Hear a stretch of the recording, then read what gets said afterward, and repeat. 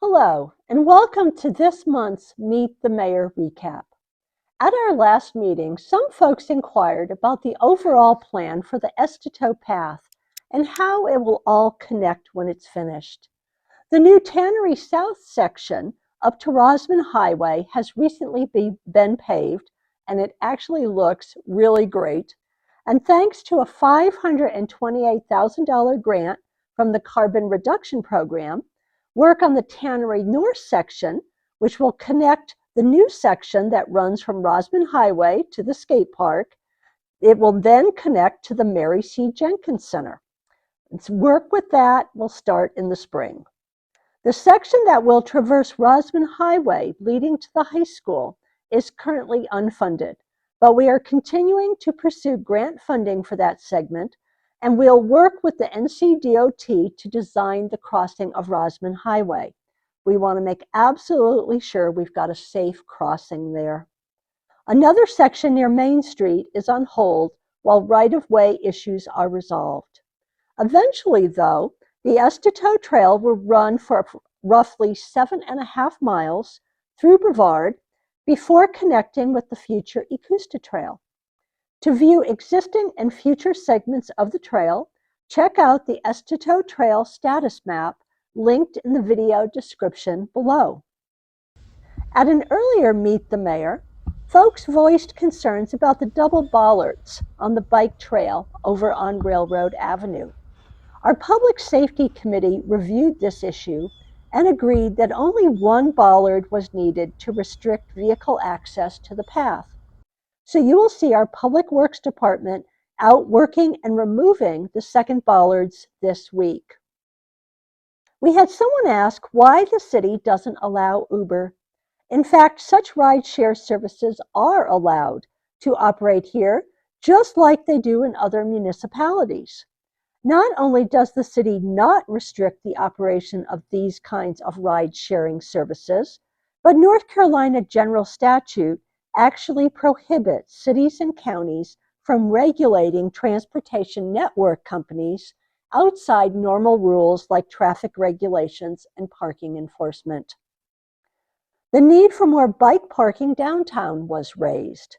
Bikeability is important, and we are already looking into where we could install more bike racks. Our Downtown Master Plan Committee, along with Transylvania Tourism Development Authority and the Heart of Brevard, are working on this issue. There was also a request that we look into a crosswalk at the farmers market.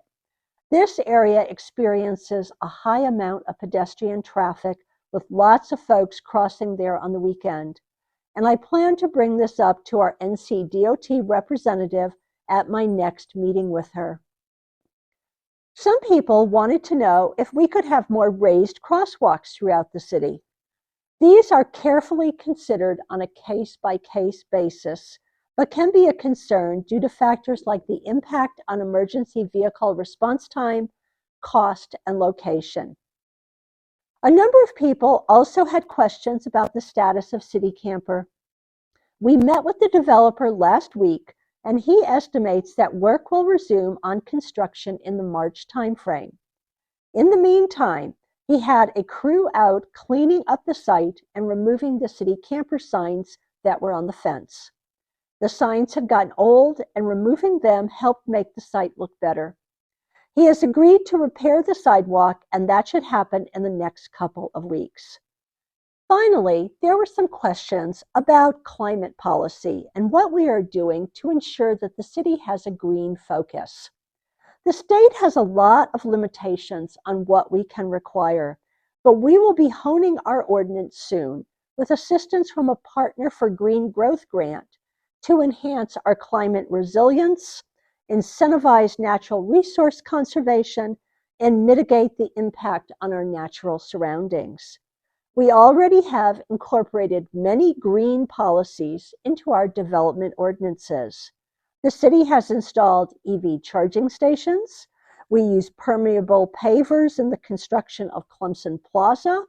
We are using native plants in city parks and green spaces, and we've been installing improved stormwater systems in downtown and railroad avenues. The next Meet the Mayor will be January 11th from 11:30 to 1:30 at the Mary C. Jenkins Community Center.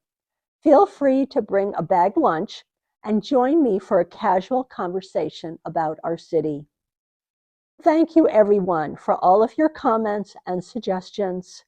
I hope everyone has a joy-filled holiday season. Thank you.